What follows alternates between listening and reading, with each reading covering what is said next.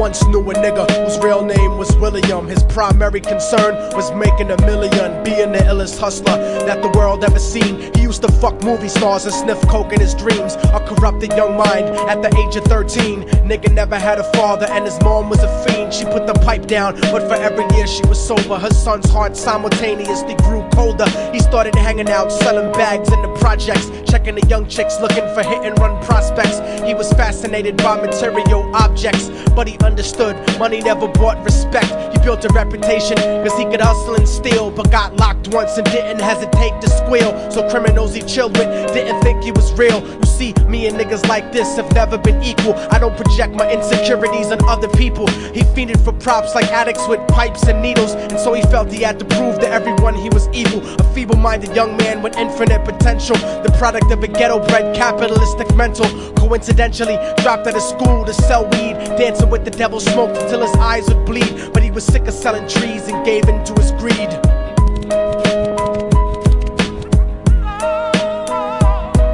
Everyone tryna be trife never faced the consequences. You probably only did a month for minor offenses. Ask a nigga doing life if he had another chance. But then again, there's always the wicked that knew in advance. Dance forever with the devil on a cold cell block. But that's what happens when you rape, murder, and sell rock. Devils used to be gods, angels that fell from the top. There's no diversity because we're burning in the melting pot.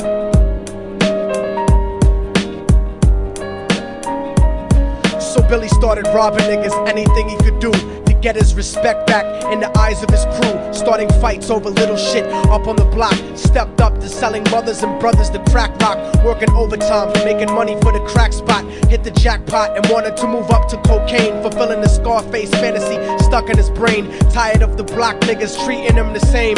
He wanted to be major like the cutthroats and the thugs, but when he tried to step to him, niggas showed him no love. They told him any motherfucking coward can sell drugs. Any bitch nigga with a gun can bust slugs. Any nigga with a red shirt can front like a blood. Even Puffy smoked the motherfucker up in the club. But only a real thug can stab someone till they die. Standing in front of them, staring straight into their eyes, Billy realized that these men were well guarded, and they wanted to test him before business started. Suggested raping a bitch to prove he was cold-hearted. So now he had a choice between going back to his life or making money with made men. Up in the sight, his dreams about cars and ice made him agree a hardcore nigga is all he ever wanted to be. And so he met them Friday night at 2:45.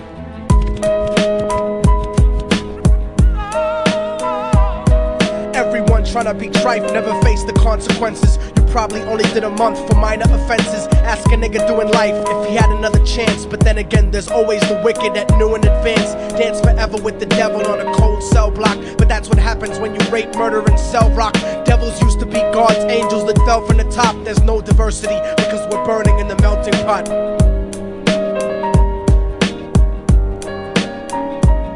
They drove around the project slow while it was raining, smoking blunts, drinking and joking for entertainment, until they saw a woman on the street walking alone, 3 in the morning, coming back from work on the way home. And so they quietly got out the car and followed her. Walking through the projects, the darkness swallowed her. They wrapped her shirt around their head and knocked her onto the floor. This is it, kid, now you got your chance to be raw. So Billy yoked her up and grabbed the chick by the hair and dragged her into a lobby that had nobody there. She struggled hard, but they forced her to go up the stairs. They got to the roof and then held her down on the ground, screaming, "Shut the fuck up and stop moving around." The shirt covered her face, but she screamed and clawed. So Billy stomped on the bitch till he broke in her jaw. Them dirty bastards knew exactly what they were doing. They kicked her until they cracked her ribs and she stopped moving. Blood leaking through the cloth, she cried silently.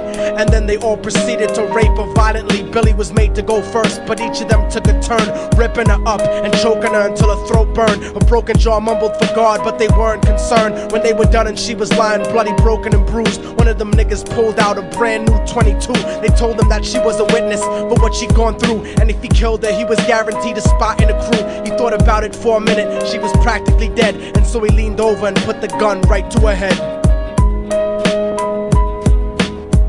I'm falling and I can't turn back.